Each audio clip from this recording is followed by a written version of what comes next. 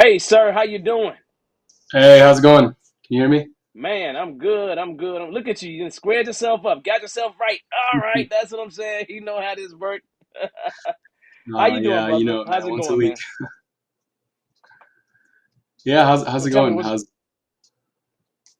We're good, man. I'm extra good.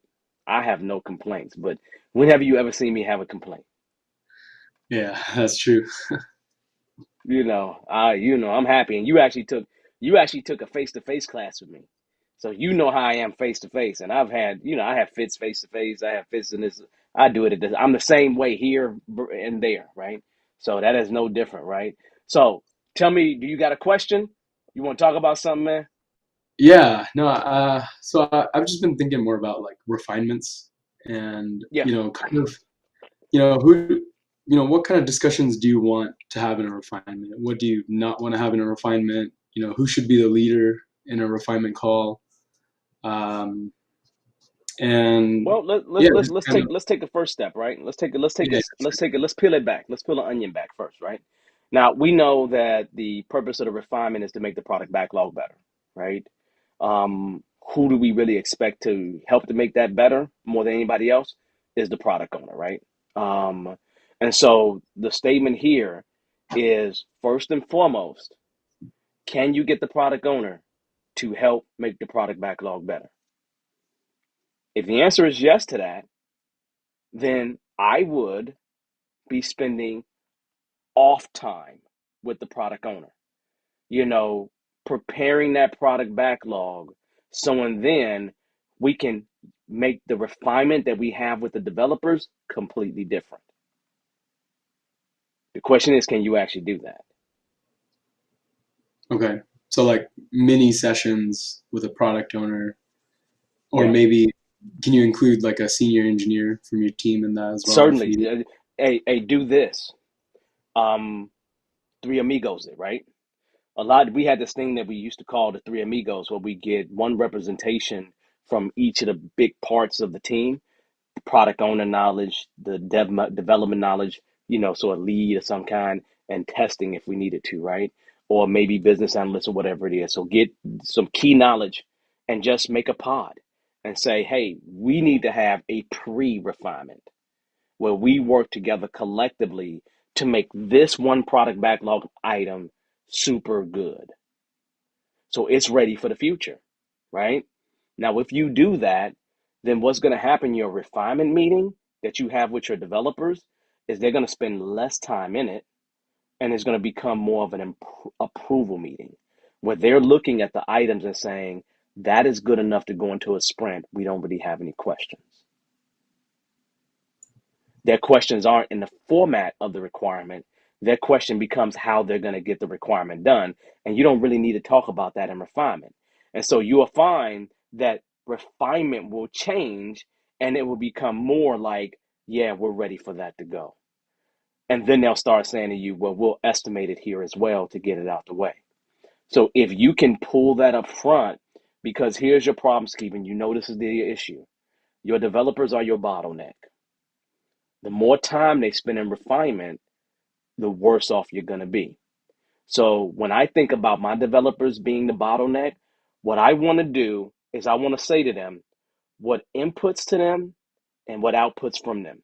Whatever inputs to them, I want to make sure that that stuff goes into them as clean as possible so they spend as little time on it as possible cycling around. Does that make sense? That yeah. means they take the item and they immediately are working on it. Okay.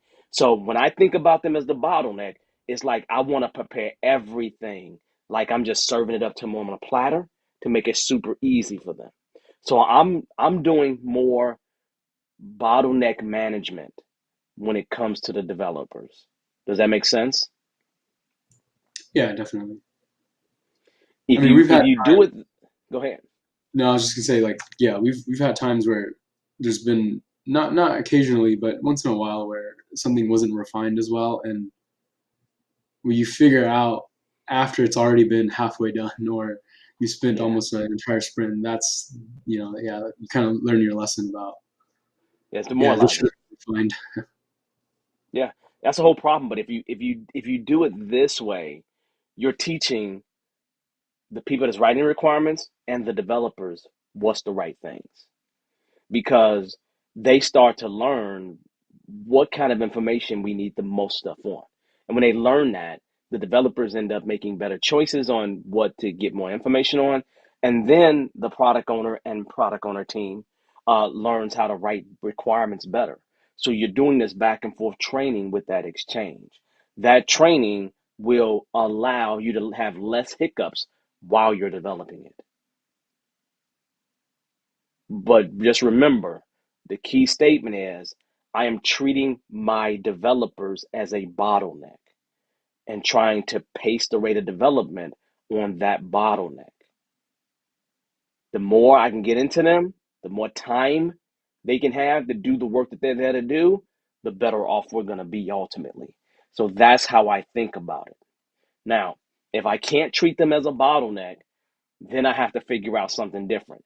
I find another bottleneck to deal with until they become the true bottleneck. I don't want any false bottlenecks, if that makes sense. So if I'm you, I would be thinking about them as a bottleneck and how can I make things as prepared for them as possible with learnings happening along the way. Does that make sense? Yeah, that's awesome. No, thanks a lot for that. I hadn't thought of it in those terms, so that's really helpful. Yeah, it really is. It, and I don't talk about this a lot in class, but um, I focus in on lean a lot. And the lean concepts are the things that make Toyota extremely great in terms of how they produce things so efficiently. And all we're really trying to do in our world is become what Toyota on things that have changes that's going to happen along the way.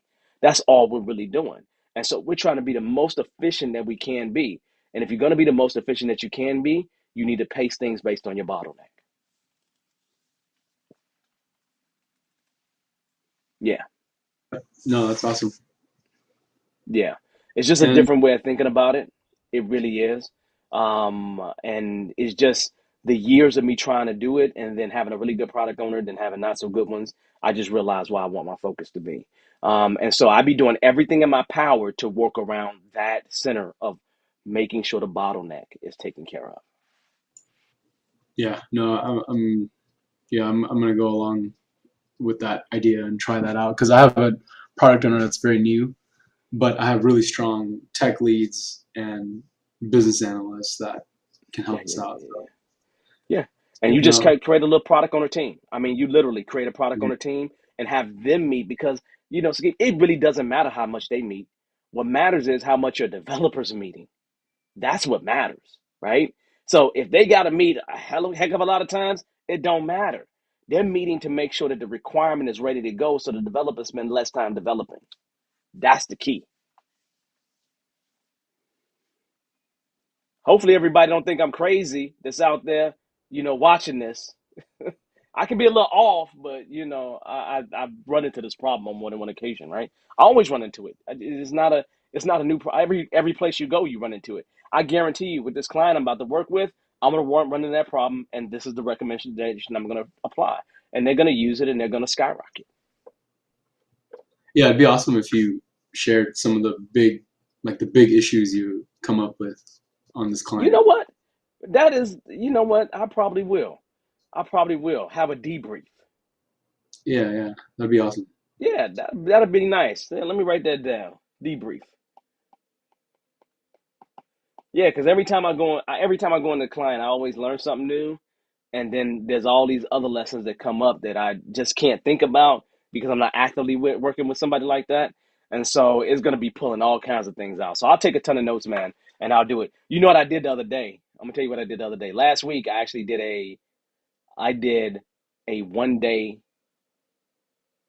scrum where I did 2 hour sprints throughout the day just to show people how I do scrum in my everyday life, and I just recorded it, and I haven't done anything with it yet.